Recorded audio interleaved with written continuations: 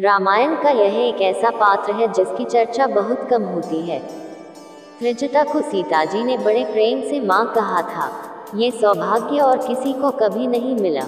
सीताजी ने त्रिजटा से न केवल अपनी व्यथा सुनाई, बल्कि चिता जलाने के लिए मदद भी मांगी। त्रिजटा ने समझाया और मनाया, ठीक उसी तरह जैसे एक माँ अपनी बेटी को डांटकर प्रेम से समझाती है। ये अवसर भी किसी और को नहीं मिला। श्री राम को अवतार और सीताजी को उनकी शक्ति बताया गया है। परम शक्ति भी किसी से सहायता मांग बैठे, ये प्रसंग आपको कहीं नहीं मिलेगा।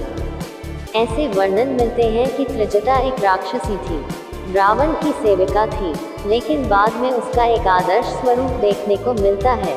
त्रिजटा के पूर्वज शुरू से ही लंका राज्य के सेवक रहे थे। त्रिजटा ने भी कुल परंपरा के अनुसार रावण की सेवा की।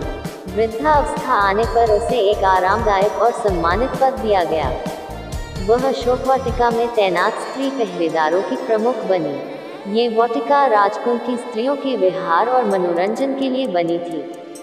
त्रिजटा का ये नाम क्यों पड़ा?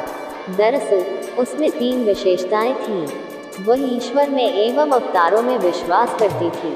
अपने कार्यों में अति कुशल थी। उसमें अच्छे बुरे का विवेक था। अपने इन गुणों के चलते वह राक्षसों की भीड़ में बिल्कुल अलग दिखती थी। लंका के लोग व्यंग्य से उसे त्रिजटा कहते थे। राजकुमार विभीषण का प्रगाढ़ स्नेह उन पर था, अतः परिहास में उन्हें विभीषण की पुत्री भी कहा जाता था।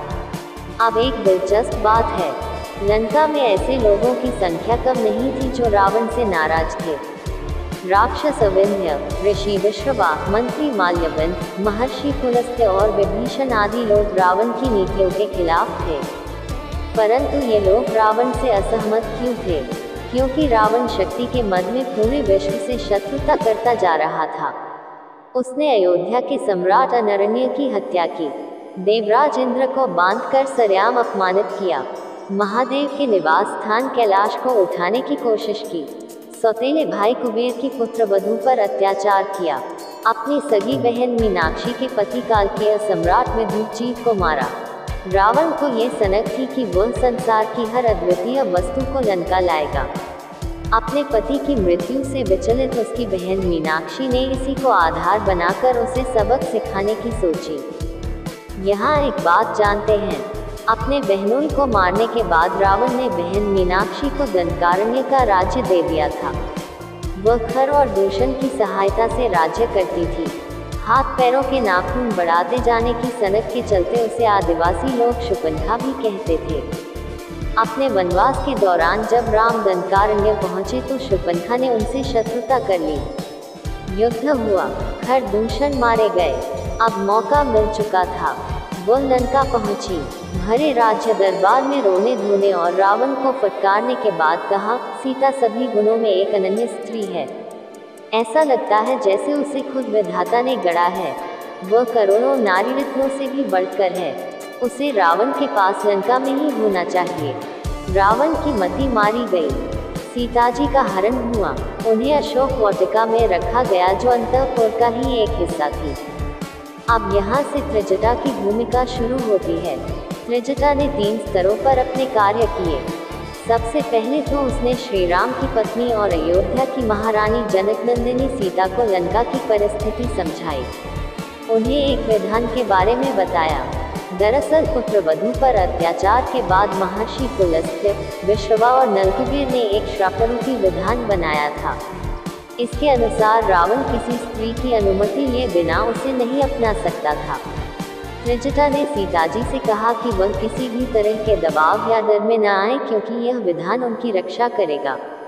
उसने अन्य प्रहरियों को भी सीता को परेशान करने से रोका।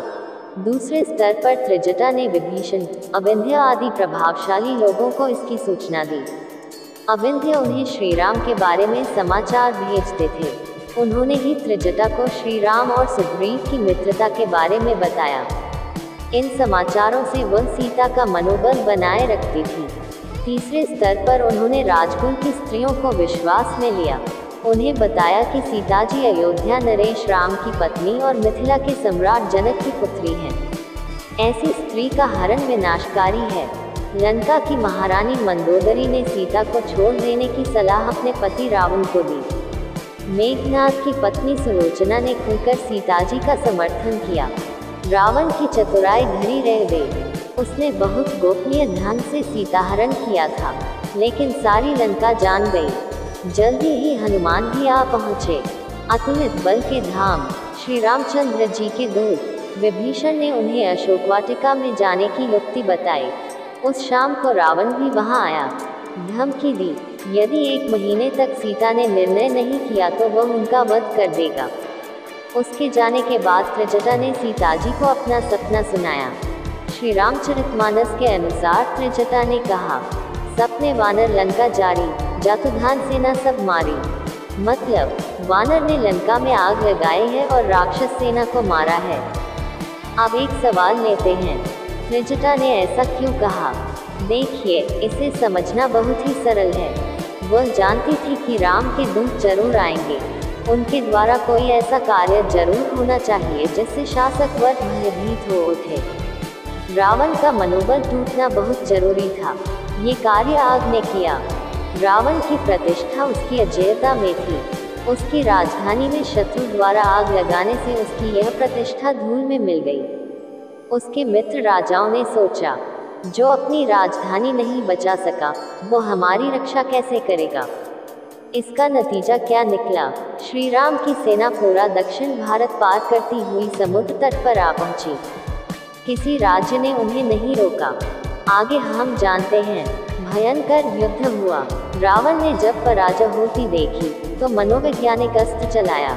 एक नकली मस्तक बनवाया जिसका चेहरा हूबहू श्री राम के जैसा था। ये सिर अशोक वाटिका में सीता को भेजा गया। वह चाहता था कि निराश होकर सीताजी अपने प्राण दे दे। त्रिजटा ने रावण की माया भांप ली और सीताजी की रक्षा की। युद्ध का परिणाम धर्म की विजय में हुआ। बल, छल और आडंबर पर आधारित राक्षसी संस्कृति नष्ट हुई। विभीषण सम्राट बने। सत्ता परिवर्तन के उस दौर में त्रिजटा का कोई जिक्र नहीं आता। लंका के तमाम निवासियों ने नगर के बाहर जाकर राम जी के दर्शन किए। त्रिजटा नहीं गई। शायद वो इस बात से दुखित थी कि सीता जैसी सत्य स्वरूपा स्त्री को अग्नि परीक्षा देने हेतु कहा गया था। इसके बाद हम कुछ स्पष्ट संकेत मिलते हैं। इनसे पता चलता है कि त्रिजटा ने अपने आप को धर्म और अध्यात्म में लीन कर लिया। जो भी हो, माता सीता को त्रिजटा याद रही। एक कथा बताती है कि श्री राम और माता सीता उससे मिलने हेतु लंका भी आए। त्रिजटा ने काशी में रहकर महादेव की भक्ति करने की इच्छा जताई। ऐसा ही हुआ। कहते हैं काशी में आज भी त्रिजटा का एक मंदिर है। यह मंदिर काशी विश्वनाथ के पास है। साल में एक दिन यहाँ त्रिजटा की विशेष पूजा होती है। सुहागिन स्त्रियों द्वारा यहाँ सब्जियाँ चढ़ाकर अपने सुहाग की मंगल कामना की जाती है। त्रिजटा की कथा बताती है कि परमशक्ति के साथ जुड़ाव और अच्छे लोगों की मदद करना कभी व्यर्थ नहीं जाता। माता सीता की मदद करके न केवल उसने अपने पूर्व जीवन का प्रायश्चित किया, बल्कि श्री राम की विजय में भी सहायक बनी। इस एक घटना ने लंकावासी राक्षसी त्रिजटा को काशीवासी साध्वी त्रिजटा में बदल दिया।